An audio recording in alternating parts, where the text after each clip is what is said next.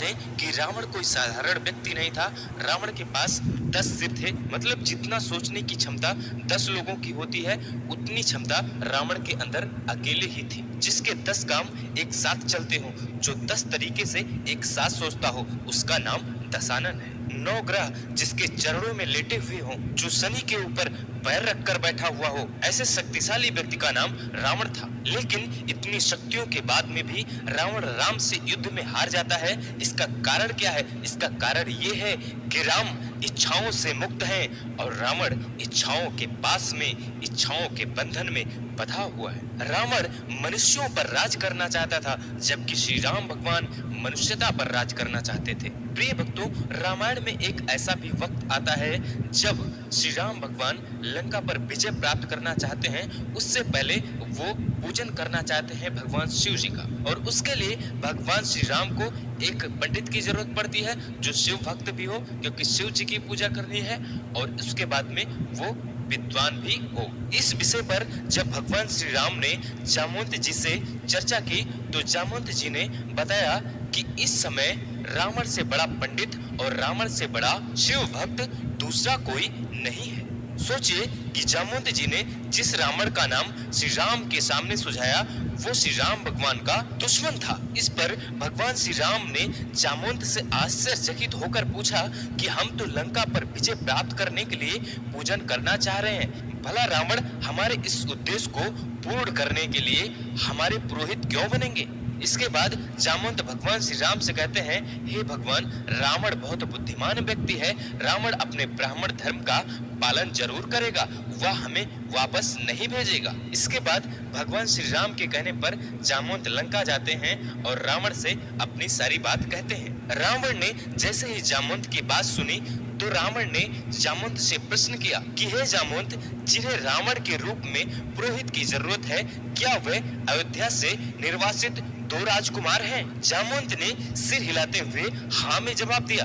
इसके बाद रावण ने जामवंत से दूसरा प्रश्न किया कि क्या उनके पूजन का उद्देश्य लंका विजय है? जामवंत ने उत्तर में कहा, जी हाँ बिल्कुल, क्या आप उनके पुरोहित बनने के लिए तैयार होंगे? इस पर रावण ने जामवंत से कहा, हे जामवंत, ये तो मैंने जिज्ञासा बस पूछ ली है, अन्यथा कोई विद्वान के घर, कोई पंडित के घर, कोई ब्राह्मण के घर पूजन या हवन के लिए आए तो अस्वीकार करना तो उसका धर्म ही नहीं है।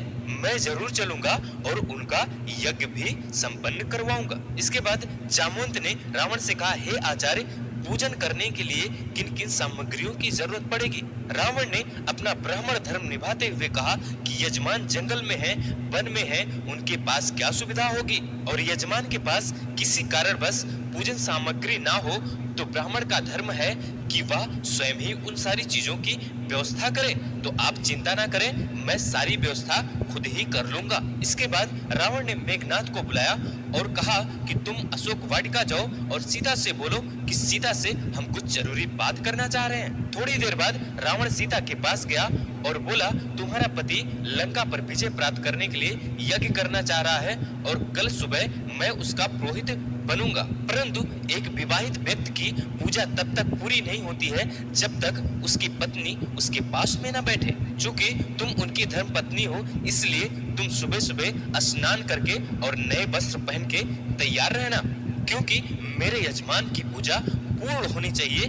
मैं अपूर्ण पूजा का पुरोहित नहीं हूँ। और बोला, तुम्हारी मुक्ति सिर्फ पूजन समय तक के लिए है, इसके बाद में तुम्हें फिर से अशोक वाटिका में वापस आ जाना है। क्या सीता, क्या राम, क्या रावण, क्या किसी से किसी की शत्रुता कर्म और धर्म के प्राथमिकता के सामने किसी का कोई भी अस्तित्व न रह गया? दूसरे दिन सुबह सुबह शिवलिंग की स्थापना हुई।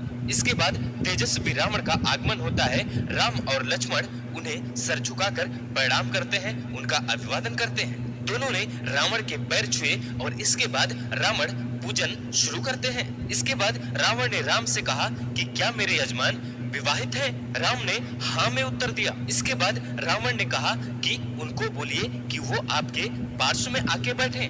इस पर राम ने कहा कि हे आचार्य, वो इस समय मेरे साथ नहीं है। इस पर जामवंत ने कहा, तो फिर यज्ञ कैसे पूरी होगी? इस पर रावण मुस्कुराते हुए बोला कि मैंने आपसे पहले ही बोला था कि यदि यजमान के पास कोई सामग्री उपलब्ध ना हो, कोई व्यवस्था पूरी ना हो, तो आचार्य का धर्म है कि वो सारी व्यवस्था बना के लेके आए।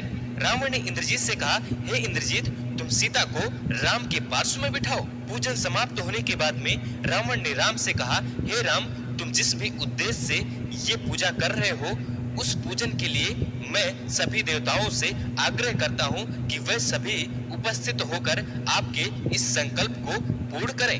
मैं आपको आशीर्वाद देता हूँ कि आप अपने इस संकल्प में, आप अपने इस उद्देश्य में सफल हो। जब रावण के चलने का वक्त हुआ तो राम ने दक्षिणा की बात पूछी।